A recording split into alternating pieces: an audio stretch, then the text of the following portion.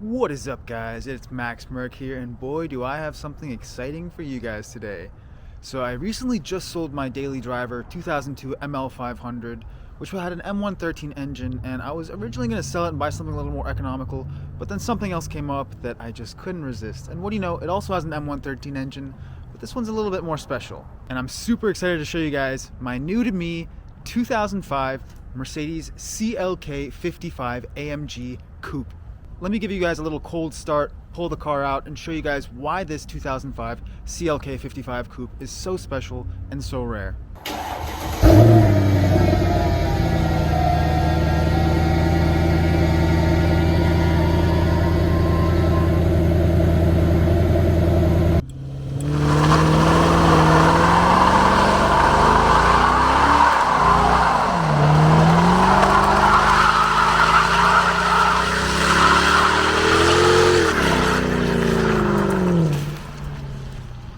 First, let me give you a walk around of the car. It's finished in obsidian black metallic with the charcoal black leather interior and the aluminum trim.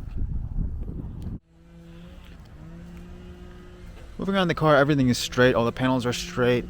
The paint could definitely use a few touch-ups, a correction. This has been a daily driver for most of its life, but it has been excellently maintained, which I'll show you guys. So the CLK55 was pretty interesting throughout its lineup, which was from 2003 through 2006. After that, it became the CLK63 AMG, which has the same engine as my C63 over there, which is the M156. This has the M113 engine, so it's the 5.4 liter V8 without the supercharger. This is the same engine that's found in the C55 as well as the SLK55 as well. Because if you wanted to get the supercharger, you had to upgrade to the bigger CL55 Coupe. Now, the 2003 and 2004 CLK55 was very mechanically similar to the C32 AMG in terms of suspension. It was a little bit more tuned towards comfort rather than sportiness, and it had 4-piston brakes up front and 2-piston brakes in the rear. It did have a manual mode for the 5-speed transmission, except it would still upshift if you hit redline, and you couldn't manually override if you're in sport mode. You had to put it into manual mode if you wanted to shift. Now, 2005 is where things get interesting, because the CLK hadn't received a facelift yet, which was in 2006. And the facelift was basically slightly different headlights, taillights, slightly different bumpers, slightly different interior design, like the center console, but overall pretty similar. But the 05 mechanically was very different than the 03 and 04. So in 2005, you got bigger 6-piston calipers up front, as well as 2-piece brake rotors. Now, luckily, this car has brand new rotors and pads, because these rotors almost run, up to a grand up for the front side. Of course, you can get it cheaper online, but they're not cheap at all. The 2005 also had 18-inch wheels. The 2003 and 4 had 17-inch wheels. Same design though. It had a lower and stiffer suspension, as well as a more direct steering ratio from the C55 AMG, which also came out in 2005. All these changes that I'm talking about in terms of suspension were also from the C55 as well. However, the C55 did not get these 2-piece rotors as well as the 6-piston calipers up front. Now, moving to the rear, the 05 and 06 got a 4-piston rear caliper as opposed to the 2-piston rear calipers in the 03 and 04. And moving to the back, one of the coolest parts of the 05 is that it has the quad tip exhausts, which look really good on this car. And the reason that's so rare is because the 03 and 04 coupe and convertible only had dual tip exhausts on one side, and the 05 and 06 convertibles only had the dual tip on the left side as well, because the convertibles needed a little bit more reinforcement on the floor, so there's no room for quad tips. And 2005 was the final year for the CLK55 AMG Coupe.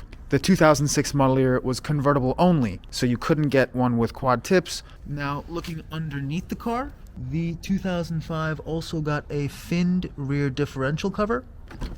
Looking at the interior of this car, it's in pretty good shape actually. You have full leather, you have the AMG badges on the seat backs right here. The 2005 also got the 200-mile-an-hour speedometer. It does also have multi-contour seats, as well as the command navigation. Heated seats, up-top HomeLink, as well as a sunroof, which there is actually a recall for on this model. Apparently the bonding on the glass could detach and it could fly off. I don't know, so I'll take it in. I don't think there's a problem, but if they'll do something or replace it for free, that'd be great. Now, looking underneath the hood, this is that 5.4 liter M113 V8, which outputs 362 horsepower and 376 pound-feet of torque, 24 valve single overhead cam. 0 to 60 is about 4.5 seconds, and the 2005 actually received a different engine cover, a nicer engine cover than the 0304, which was a little bit more basic. And here you do have that signed engine badge. Can't really make it out, it's S something, because these engines are hand built. So it was built under the one man, one engine philosophy. It's cool, the hood actually goes up to 90 degrees as well. This is the service position if you're ever working on the car, and you can lower it with this little button right here. Previous owner put this little Falterbach hood badge. I probably would have just left the stock one, but whatever, I'm not going to change it. It is an AMG, and a pretty cool one in that. So now let's go on a little road test. Car starts right up. I get the seatbelt presenters, which I'm used to from my CLK convertible, but it's a great CLK touch. And they go ahead and retract back in. So we'll go for a little drive, but first I want to talk about the circumstances of how I came about this car, because it was totally unplanned, except I'm more than thrilled that it happened. But essentially, I'm just browsing around on the AMG Facebook groups, and I see a for sale ad, and I also see it on Marketplace. It's this car, 2005 CLK55. And I know that this car is rare. Just being an 05, you can tell immediately from the quad tips and the big brakes. And it's a coupe. You never see coupes. All you see are CLK convertibles, whether it's AMG or not. Coupes are pretty rare, fairly rare. And it was priced really well, so I knew this car was going to move very fast. And it was listed, less than 12 hours prior, so I knew it was going to be gone within that day or the next day. However, I noticed who the seller was, and the seller was actually the same owner of the matte gray C63, which I originally did a video on back in 2015 or 2016. And that was the car that got me, in love with the W204 C63, that inspired me to go out and get my own one day. But that guy, he now owns a AMG GTC, and what he did was he actually he went out and found this car on MB World for sale. It's always been enthusiast owned, and he bought it and brought it down to where he lives, which is in Virginia. I live in Maryland. And his original intention was to make this into a track car, but on his drive home after buying the car, he realized that this is not really meant for tracks. I mean, it's got the 5-speed, and it's just not the best really platform if you want to be tracking it. I mean, you could, throw a blower on here, could do a manual swap, but it's not really easy. Definitely been done, but it's not easy or cheap. So his intention was to just get rid of the car. He had it for a couple days and just wanted to get rid of it. So I messaged him and said, hey, I loved your C63 way back when I did the video on it, and I would love this CLK55. I think it would be awesome for content, and I just sold my ML500 daily, so this would be an awesome replacement. And he said, yeah, definitely. If you want it, it's yours. I mean, he had a bunch of other offers on the table. I mean, his phone had been blowing up, and he said, if you want it, it's yours. So without hesitation, I was there with my buddy Lewis, and we just, sped down there and test drove the car, and it drove beautifully. The car has a whole stack of records, which I'll discuss later on.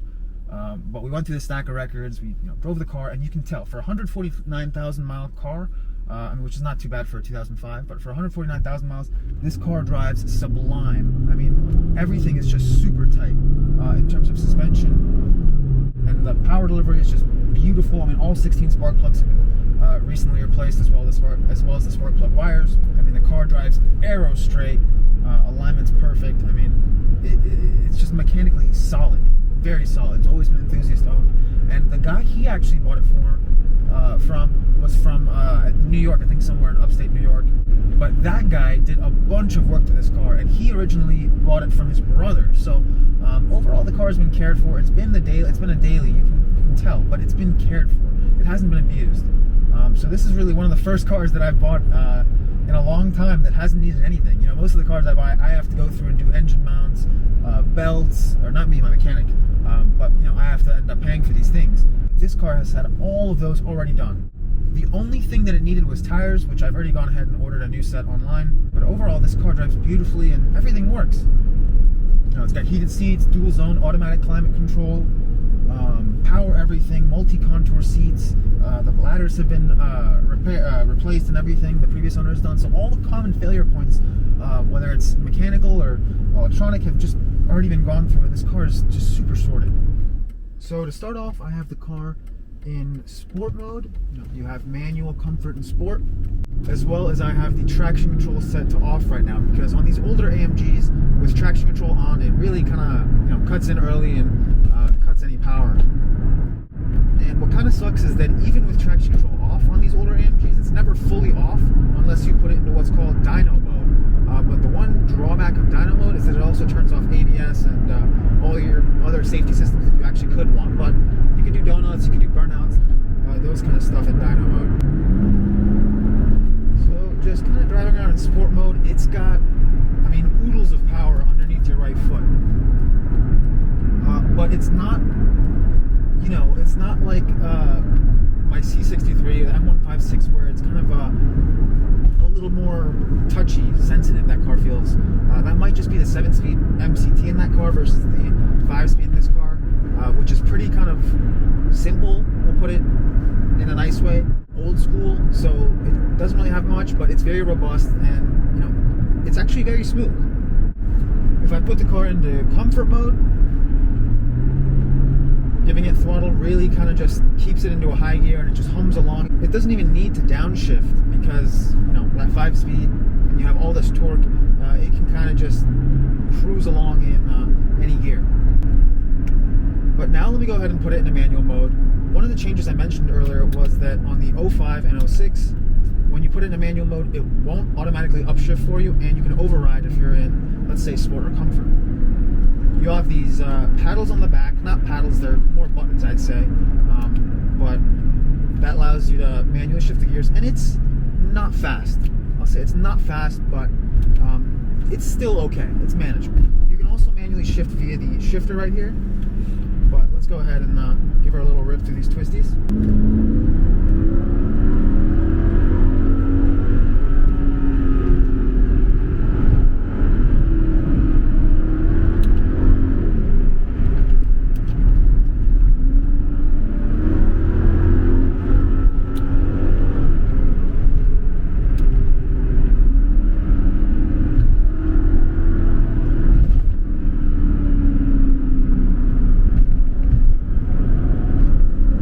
The thing that really surprises me about this car is how good it is dynamically at the limit.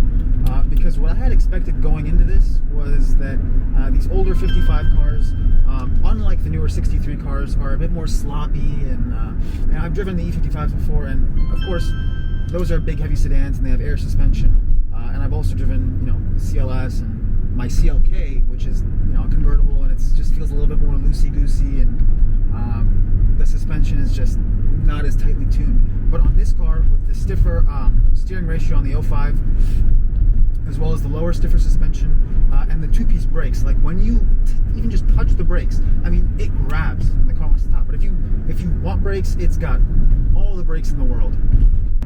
But handling-wise, this car, like I said, it's actually surprisingly good. Albeit it is a coupe, so it's a much stiffer chassis than the convertible CLK. And it weighs not as much as the convertible. So it only weighs about 3,600 pounds as opposed to the convertible, which is about 3,800. And the exhaust actually sounds pretty good for stock.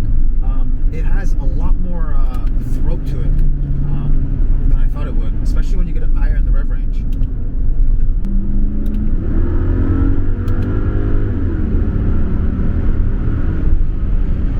All in all, I can't wait to make more content with this car. Let me know what you guys think of it down in the comments below, what you guys want to see. But if you guys liked it and want to see more, be sure to hit that like button, as well as subscribe and hit that notification bell to see when I post the latest video. It really helps the channel, and it helps me be able to do stuff like this with the car. Thank you for watching, and see you next time.